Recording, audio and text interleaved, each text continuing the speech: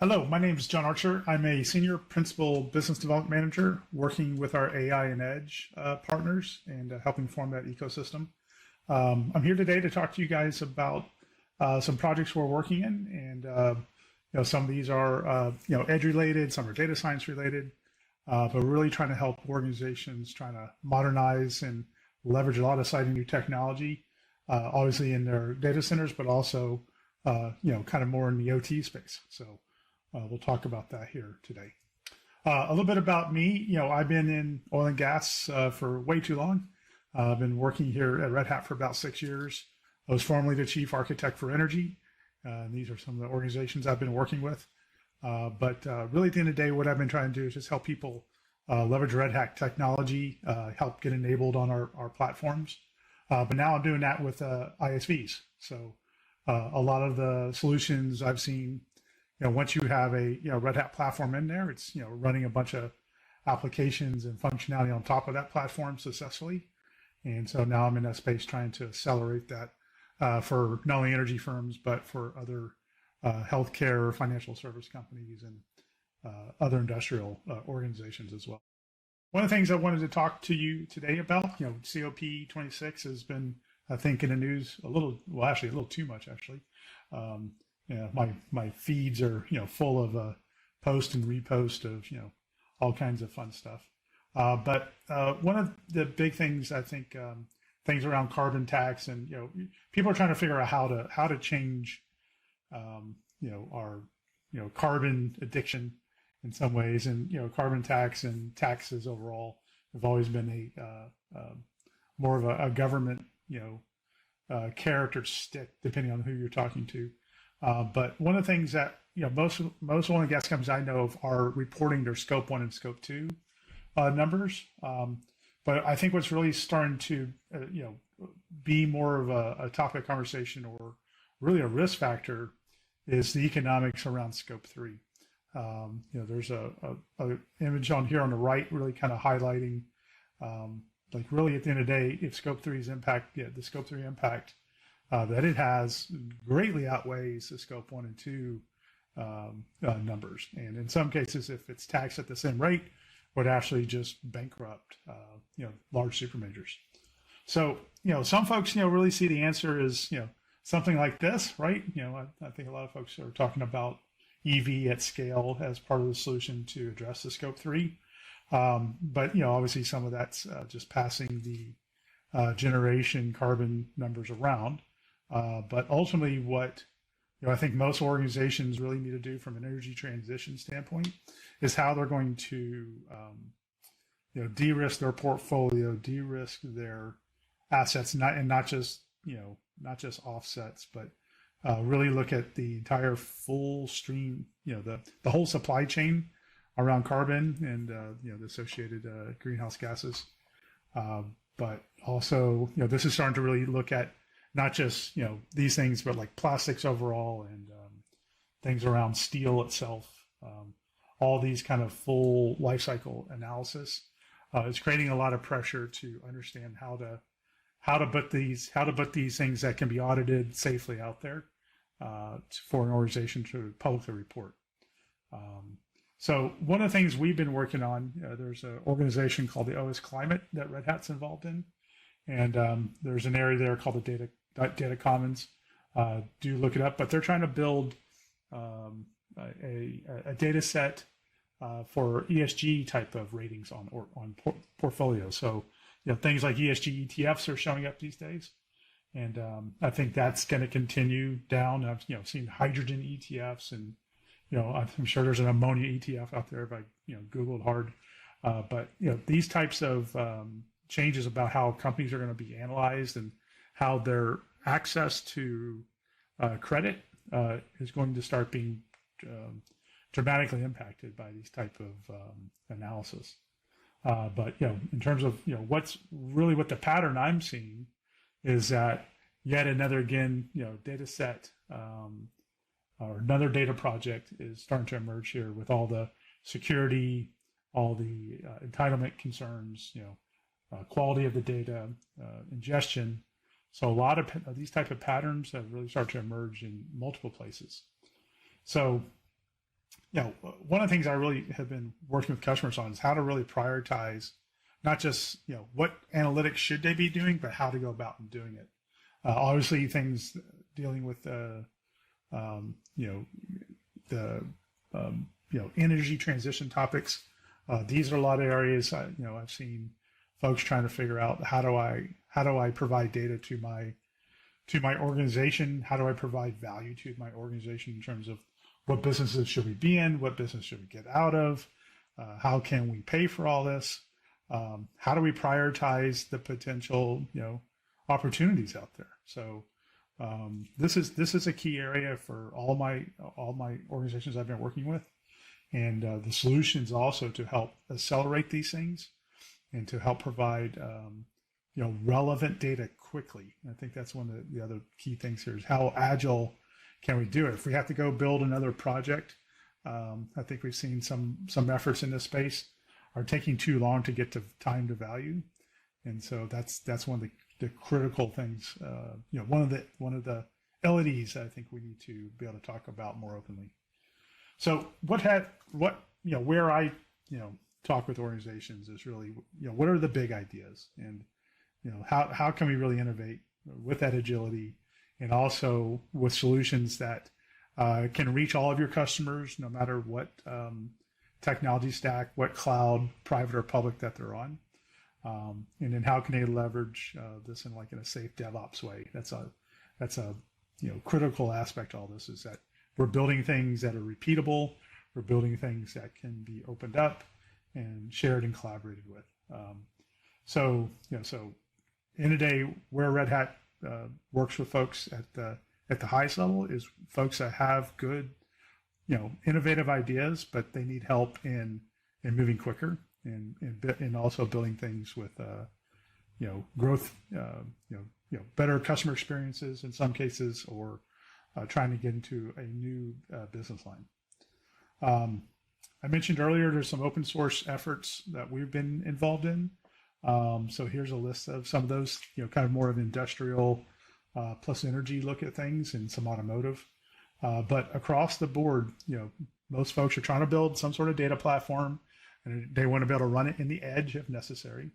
And they want to be able to leverage new networking technologies at the same time. So I personally have been involved in OSDU and have many customers in the OPAF, and that we're taking a position there. But I think overall what we're seeing is a lot of siloed work. And unfortunately, if we were maybe a little more collaborative in sharing some of these data platforms, all of these efforts could proceed a little more quickly. Culturally, it's tough when some of these organizations are set up to monetize the collaboration. But I think overall, definitely in energy, there's an improved focus on what things can we really collaborate on and share. And building a data API in OSDU is one of those things where there's multi-year effort now where we're starting to see the beginning of some real value from it. But obviously there's a long way to go there. And same thing can be said for a lot of these things in utilities and manufacturing, automotive, and telco. So let me talk a little bit about some of the challenges that I see. And I was working with an ex-colleague, one of my customers that was at one of the super majors, and one of their biggest problems was just no automation. Right, the data was hard to get to. There wasn't good collaboration across the team, so sometimes people were building the same thing twice, or actually in some cases 5 times, and a lack of governance in some of these processes. So what a lot of folks have started to do is build these data platforms and build API driven. Some of the answers I need are immediate. Some of them are dailies. Some of them are more that trend analysis, right? And there's all kinds of different data products in this space. But ultimately, what they're trying to do is consolidate either with a data lake or a data warehouse type of play, so they can aggregate all the data. Now, what this still doesn't solve in all cases is how well is that data curated? What is really the quality of the data? And in some cases, can a SME still understand and process that data in these new formats?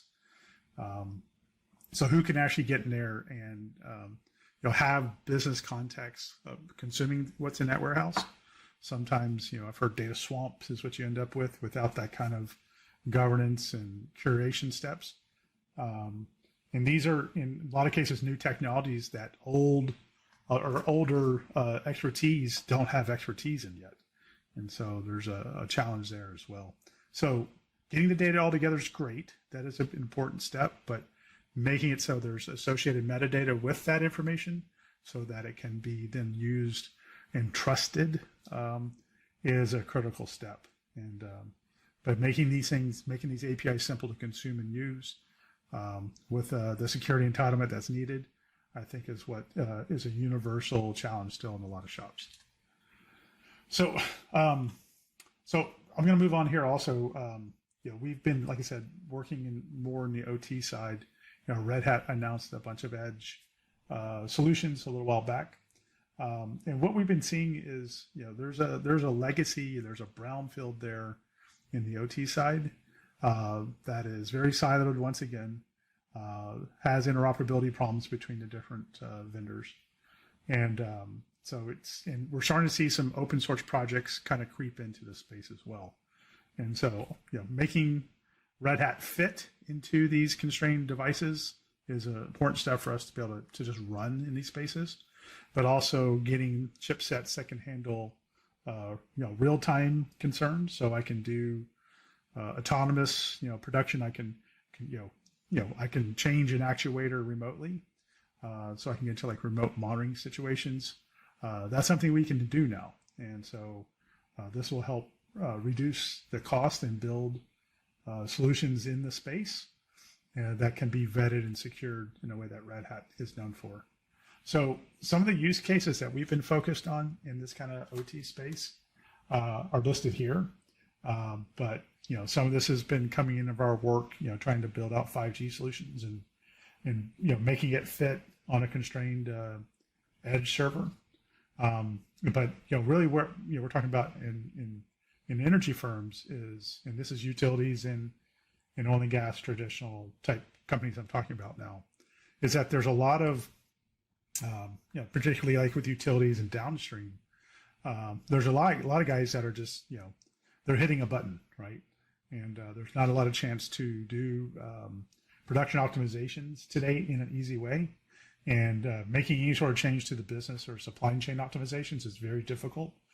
These systems are very much static. And so being able to bring kind of that DevOps mentality into the OT side is what we've been working on. But while maintaining safety, while maintaining reliability. So being able to bring data science to the edge is part of that, but also being able to ensure that I can do a disconnected system while still being able to not have to backhaul all this data to build data science models that are healthy, and keeping that the concerns around data gravity with this is also part of what we're trying to ensure, that the business model isn't invalidated due to the cost of the solution. So being able to not have to round trip the data for the analysis is one of those key things we've been working towards as well. So to do these type of solutions, we've introduced some different flavors of Openshift. Now, of course, you can still run a Linux box now on the edge, and we have pricing now that makes sense for an edge node. But for Openshift, we can run it as a single node edge server. We also have these remote worker nodes, and we also have a scaled down full cluster, a 3-node cluster if you need HA. So this is kind of a quick look at those topologies and how we see it.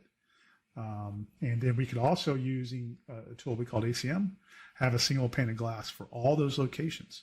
So we can have real-time automated patched over the air for these different systems and handle complexities around networking and storage, as well as handle things like GPUs at the edge, right? And bringing containerized solutions wherever you need them. So if I need a secure container running somewhere, we've got a solution now that can help you deliver net new functionality more quickly, and make updates to your OT environment through these kind of edge ops, get ops style flavors. So each of these things that I just mentioned here, if you want more information on them, definitely do reach out to us. Depending on what hardware you have or what hardware you're targeting, we can help deliver that. But for that far edge, we have a way of incrementally doing OS patches and doing that where you can do full rollback at the OS level. This is very innovative. Today, this is a new capability that not a lot of folks are aware of yet. So if you want more information about how to patch your OS and patch it at scale and really reduce your risk, this can help with delivering solutions that can remain healthy and give you long-term support at that far edge node. Now, also one other thing I wanted to mention is, I mentioned building models at the edge. So we have just recently taken our the wraps off of our data science platform. This is built on the Open Data Hub upstream project that we've been working on for a few years. It's now available on AWS, and basically this is a really kind of pure, simple data science platform that allows folks to build their models and use Jupyter Notebook technology, and very, very rapidly build out solutions and then be able to deploy those where they see fit, including the edge. This also brings together a lot of ISV solutions on top of it, going back to my new role. So this is where I'll be working, helping build partnerships with folks that are building these data science platforms and making sure they run on our Kubernetes. One other area I like to highlight is for how we can actually help you roll this out. Red Hat isn't the Army. We're more of the Marines, as it were. And so if you need that kind of at scale support, we work with a whole host of system integrators to provide these solutions. If you need to go build at a number that makes sense for your organization. But we also have innovation labs that very quickly prototype and build out value POC, proof of values type solutions using our container technology. And finally, I'd like to leave you guys with a list here of all these different ISVs that we've been working with and certifying on the platform. So you want to get quick and easy value, not have to become an expert in these things. These things are using our operator technology, which gives you kind of very simple ways of getting these applications up and running in a matter of minutes on our platform. So you can really reduce your operational costs as well as your ability to just turn on value and solutions to build out your solutions. So thank you very much. Hope you have a good conference, and if you have any questions, please reach out to me at archer@redhat.com. Thanks.